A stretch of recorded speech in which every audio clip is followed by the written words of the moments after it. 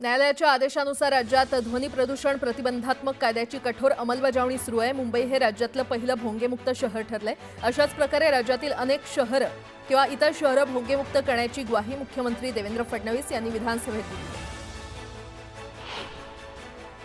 MHT CET परीक्षेमध्ये वारंवार होणाऱ्या चुका, परीक्षा केंद्रांबाबत निर्माण झालेला संशय यामुळे यापुढे सर्व पूर्व परीक्षा, स्पर्धा परीक्षा, एमएचटी सीईटी आदी परीक्षा राज्याबाहेरील केंद्रांवर घेतली जाणार नाही। एमएचटी सीईटी परीक्षा सुरळीत पार पाडावी यासाठी त्या महाविद्यालयातच परीक्षा घेतल्या जातील अशी माहिती उच्च आणि तंत्रशिक्षण मंत्री चंद्रकांत पाटील यांनी दिली आहे। पुणे महापालिकेच्या कार्यालयांमध्ये प्लास्टिकच्या फाईल्स, प्लास्टिक बॉटल्स किंवा कप तसंच प्लास्टिकनं सजवलेले बुके यांचा वापर पूर्णपणे बंद करावा असे स्पष्ट आदेश अतिरिक्त आयुक्तांनी दिलेत। यामध्ये चहासाठी सर्रास वापरले जाणारे कागदी कपही बंद करण्याच्या सूचना देण्यात आलेल्या आहेत। नवी मुंबई शहरातील उपनगरांमध्ये सिडकोनं उभारलेल्या धोकादायक इमारतींच्या पुनर्विकासात उभे राहिलेले अडथळे दूर करण्यास राज्याच्या नगरविकास खात्यानं सुरुवात केलेली आहे। पालिका क्षेत्रातील विकास प्रस्तावांना प्रत्यक्ष बांधकाम सुरू करण्याआधी पर्यावरण विभागाचा ना हरकत दाखला घेण्याच्या अटीवर महापालिका आयुक्त स्तरावर प्रस्तावांना तत्वतः मंजुरी देण्याचे तसंच त्यासाठी विकासकांकडून हमीपत्र घेण्याचे लेखी आदेश नगरविकास खात्यानं नवी मुंबई महापालिकेला दिलेले आहेत। भारतातील समृद्ध भाषिक वारशाचा अभ्यास, संशोधन आणि संवर्धनासाठी मुंबई विद्यापीठात लवकरच centre of excellence in heritage languages and multicultural studies याची स्थापना केली जाणार आहे। या केंद्रामध्ये प्रामुख्याने प्राचीन आणि सांस्कृतिक महत्त्व असलेल्या भाषांच्या अभ्यासावर भर दिला जाणार आहे। अभियांत्रिकी आणि देखभालीच्या कामांसाठी रविवारी मध्य रेल्वेच्या विद्याविहार आणि ठाणे स्थानकांदरम्यान 5व्या आणि 6व्या मार्गावर सकाळी 8 ते दुपारी 1:30 या कालावधीमध्ये मेगा ब्लॉक घेण्यात येणार आहे। तसंच हार्बर मार्गावर कुर्ला आणि वाशी स्थानकादरम्यान अप आणि डाऊन मार्गावर सकाळी 11:10 ते संध्याकाळी 4:10 ब्लॉक असेल। काचेवर फास्टॅग व्यवस्थित न लावणाऱ्या चालकांना काळ्या यादीमध्ये टाकलं जाणार आहे। भारतीय राष्ट्रीय महामार्ग प्राधिकरण ही कारवाई करणार असल्याची माहिती आहे। उत्तर भारतात बहुतांश राज्यात दमदार पाऊस सुरू असून दिल्लीमध्ये पाऊस आणि वाऱ्यामुळे 6 विमानांचे मार्ग शुक्रवारी बदलण्यात आले। हिमाचल प्रदेशात संततधार सुरू असून 208 रस्ते मार्ग अजूनही पाण्याखाली आहेत। सर्वाधिक नुकसान याच राज्यात झालेले आहे। शिवसेना आमदार संजय गायकवाड यांनी आकाशवाणी येथील आमदार निवासातील उपहारगृह कर्मचाऱ्यांना केलेल्या मारहाण प्रकरणी मरीन ड्राईव्ह पोलिसांनी अदखलपात्र गुन्हा नोंदवलाय। व्हायरल व्हिडिओ आणि साक्षीदारांकडे केलेल्या चौकशीनंतर पोलिसांनी स्वतः फिर्यादी बनून हा गुन्हा नोंदवलाय। महापालिकेच्या घनकचरा विभागाच्या नव्या यंत्रणेमुळे कोणत्याही कामगारांच्या सुविधा बाधित होणार नाहीत। कामगार कपात केली जाणार नाही आणि या प्रणालीमुळे पालिकेचे प्रति महिना अंदाजे 12 कोटींचा खर्च वाचतीलच। पण सकाळ आणि संध्याकाळी रस्ते स्वच्छता आणि कचरा संकलनाची सुविधा देणं देखील शक्य होईल असा दावा उद्योगमंत्री उदय सामंत यांनी विधान परिषदेत केला। हॅलो, मी सायबर हेल्पलाईनमधून बोलतोय असं सांगत सायबर गुन्ह्यातील पीडितांकडून पैसे उकळणाऱ्या आरोपीला पोलिसांनी बेड्या ठोकलेल्या आहेत। अनिल दरेकर असं या आरोपीचं नाव असून तो पनवेलचा रहिवासी आहे। त्यानं मुंबईसह महाराष्ट्रातील अनेकांची अशा प्रकारे फसवणूक केली आहे। राज्य सामायिक प्रवेश परीक्षा कक्षानं 2025-26 साठीच्या कॅप प्रवेश परीक्षाच्या नोंदणीला सुरुवात केलेली आहे। यामध्ये बी आर्किटेक्चर अभ्यासक्रमासाठी विद्यार्थ्यांना 15 जुलैपर्यंत अर्ज सादर करता येणार आहे। या अभ्यासक्रमाचे वेळापत्रक सीईटी सेलनं संकेतस्थळावर जाहीर केलं आहे। मुंबईकरांना सागरी किनाऱ्याचा आनंद लुटता यावा यासाठी पालिकेकडून मरीन ड्राईव्ह प्रमाणेच वरळी सी फेसपर्यंत विहारपथ उभारला जातोय। यासाठी 15 जूनची डेडलाईन हुकल्यावर आता 15 जुलैपर्यंत हा विहारपथ खुला करण्याचा पालिकेचा प्रयत्न आहे।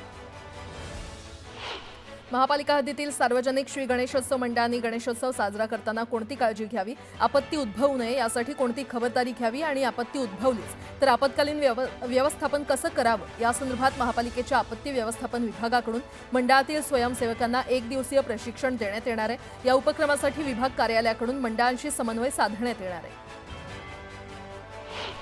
मुंबई अहमदाबाद बुलेट ट्रेन प्रकल्पातील वांद्रे कुर्ला संकुल ते शिळफाटा दरम्यान 2.7 किलोमीटरचा बोगदा पूर्ण झालाय। या उपलब्धीमुळे मुंबई अहमदाबाद बुलेट ट्रेन प्रकल्पाला चालना मिळाल्याचं नॅशनल हायस्पीड रेल कॉर्पोरेशन लिमिटेडनं सांगितलेलं आहे।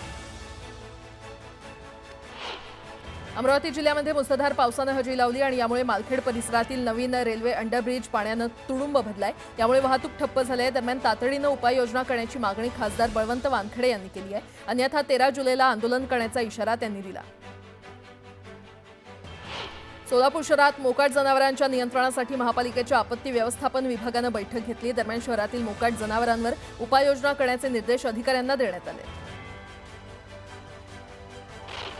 सांगलीमध्ये शेतकऱ्यांनी शक्तीपीठ महामार्गाला सलग चौथ्या दिवशी विरोध केला। यावेळी मोजणीसाठी आलेल्या अधिकाऱ्यांना शेतकऱ्यांनी मोजणीपासून रोखलं। दरम्यान तातडीनं शक्तीपीठ महामार्ग रद्द करण्याची मागणी शेतकऱ्यांनी केली।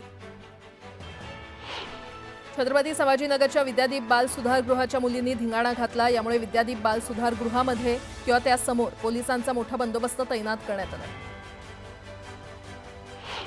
बेळगाव जिल्ह्यातील सौंदती देवस्थानला भरभरून दान प्राप्त झालंय। भाविकांनी 3 महिन्यात 3,81,00,000 इतकं दान रेणुका मातेच्या चरणी अर्पण केलंय। मुलुंडमधील पालिकेच्या प्रियदर्शनी क्रीडा संकुलातील जलतरण तलाव गेल्या अनेक वर्षांपासून बंद आहे। 18 कोटींचे टेंडर काढून देखील काम पूर्ण न झाल्यामुळे काँग्रेस आक्रमक झाल्याचं पाहायला मिळालं। आता एक मोठी बातमी। नवी मुंबईतील ईडब्ल्यूएसच्या 791 घरांचा घोटाळा झाल्याचा आरोप लक्षवेधीद्वारे भाजप आमदार विक्रांत पाटलांकडून उपस्थित करण्यात आलेला आहे। 11 विकासकांसह पालिका आणि नगरविकास अधिकाऱ्यांनी हा घोटाळा केल्याचं विक्रांत पाटील यांनी म्हटलेलं आहे। दरम्यान या प्रकरणाची राज्य सरकारनं देखील गंभीर दखल घेत चौकशीसाठी समिती स्थापन करण्याची घोषणा उद्योगमंत्री उदय सामंत यांनी केलेली आहे।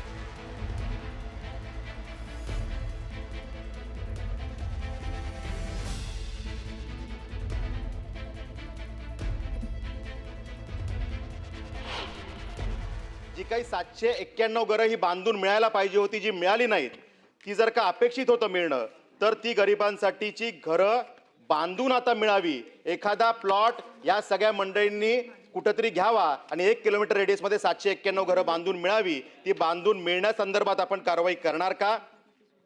8 नोव्हेंबर 2013च्या अधिसूचनेच्या नियमावलीला जाणीवपूर्वक बगल देऊन त्या ठिकाणी घोटाळा करणाऱ्या मनपा अधिकारी आणि विकासकांवर आपण कारवाई करणार का? खरोखरच याची उच्चस्तरीय समिती नेमून चौकशी करणं गरजेचं आहे। जर ईडब्ल्यूएस ही घरं कोणाची आहेत?